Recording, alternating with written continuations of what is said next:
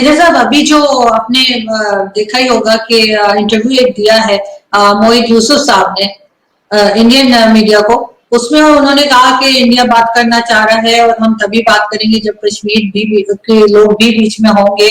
और दूसरा उन्होंने ये भी एलिगेशंस लगाए हैं कि जो कि आप ही जानते होंगे कहाँ तक ठीक है कि जो पाकिस्तान में जो कुछ टेररिज्म हो रही है या जहाँ पे भी हो रही है तो वो इंडिया फंडिंग कर रहा है, और एपीएस के बच्चे जो हमारे यहाँ शहीद किए गए थे उसमें भी इंडियन इन्वॉल्वमेंट है, और उनके पास उस सब चीजों के प्रूफ्स भी है जो लेकर वो यूनाइटेड नेशन भी जाने की बात कर रहे हैं। और मैं तो चाहूंगी कि अगर ऐसा है तो उन्हें बिल्कुल लेकर जाना चाहिए। तो और साथ ही वो ये बात भी कर रहे हैं कि इंडिया भी चाहता है और पाकिस्तान भी किसी हद तक चाहता है कि टेबल टॉक हो और बैठ के बात की जाए। तो आप लोग क्या डर गए हैं उनके पास जो प्रूफ्स है उससे, क्या आप बैठ के बात करना चाह रहे हैं?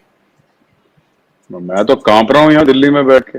मोहित यूसुफ साहब ने जो बोला है कि मेजर को तो पसीना आ रहा है, आप देखिए माथे पे बिल्कुल। मोहित यूसुफ साहब देखिए, ये अभी बच्चा है बहुत, आई थिंक 38 साल का है ना मोहित यूसुफ।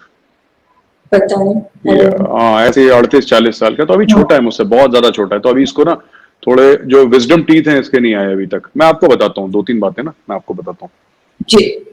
पहली चीज तो ये है कि इंडिया बात करना चाहता है। ये जैसे ही उन्होंने बोला इंडिया बात करना चाहता है और इंडिया ने पहल करी है, साफ तौर पे सरकार ने बोल दिया कि हम कभी भी बात करेंगे ही नहीं पाकिस्तान से, कहानी खत्म। तो ये क्यों अपनी कौम से झूठ बोलते हैं मुझे नहीं पता, इनको क्या मिलता है झूठ बोल के। आपको पता है ना वो अमेरिकन सिटीजन है मोहित यूसुफ, तो ना मैं उसका पासपोर्ट अमेरिकन पासपोर्ट है। अब आप छोड़िए ये सब बातें ना कि प्रूफ है उनके पास और ये है, प्रूफ है तो क्या उसकी क्या बिरयानी कोरमा बना के खाना है प्रूफ का? ये मेजर गौरव आर्या कि मोहित यूसुफ किस चीज का वेट कर रहा है कि गौरव आर्या लिखित परमिशन देगा तब जाएगा वो यूएन में? जाओ इंडिया को एक्सपोज करो, तुम्हें किसने रोका है? कब हुआ था ये जो पूरा केस था आपका एपीएस पेशावर का, कब केस हुआ था? और जब तक केस हुआ था एपीएस पेशावर का, और जब का केस हुआ था एपीएस पेशावर का, तो वो आप तो कहते हैं कि आईएसआई वर्ल्ड की नंबर 1 इंटेलिजेंस एजेंसी है। नंबर 1 इंटेलिजेंस एजेंसी को 5-6 साल लग गए ये सब करते करते। क्यों नहीं गए यूएन? किसने? मोदी जी ने हाथ जोड़ के बोला था कि साहब प्लीज आप मत जाएं, इंडिया को शर्मसार ना करें। किसने रोका है इनको? जाएं ना, पूरा लाओ लश्कर लेकर जाएं, कमर जावेद बाजवा साहब को लेकर जाएं यूनाइटेड नेशन, वहां पे धरना दें साहब। वहां पे आपका प्राइम मिनिस्टर वैसे भी चैंपियन है धरना देने में, उसको बोलो कंटेनर लेके जाएगा यूनाइटेड नेशन के सामने धरना देगा। भाई किसने रोका है? हमने तो नहीं रोका कभी, हमने तो नहीं बोला। तो ये सब झूठी बात है। इंडिया देखिए, इंडिया मैं आपको सच बात बताता हूं, हमें सच बोलना चाहिए, ठीक है, चाहे वो हमारे हक में हो चाहे हमारे हक में ना हो।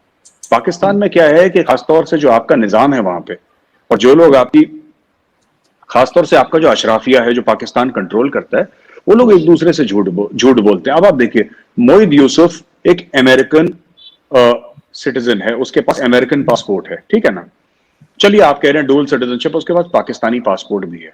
इसके पहले वो कहां था, कहां नौकरी कर रहा था?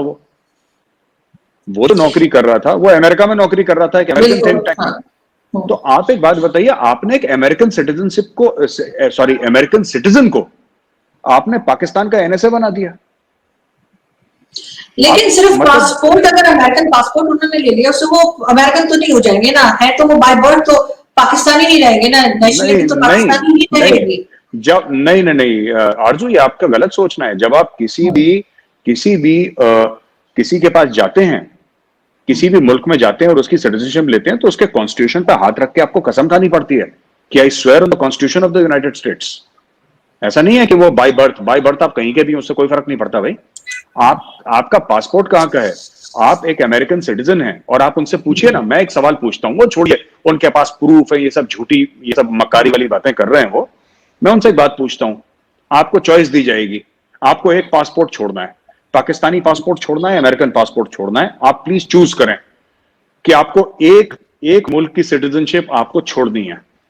पूछिए मोहित यूसुफ से, पूछिए कि तुम कौन से मुल्क की सिटीजनशिप छोड़ोगे, पूछो ना उससे किसकी छोड़ेगा वो कह दे कि मैं अमेरिका की छोड़ूंगा, ये लो मेरा अमेरिकन पासपोर्ट में फाड़ के फेंकता हूं। अब बोलो कि करेगा?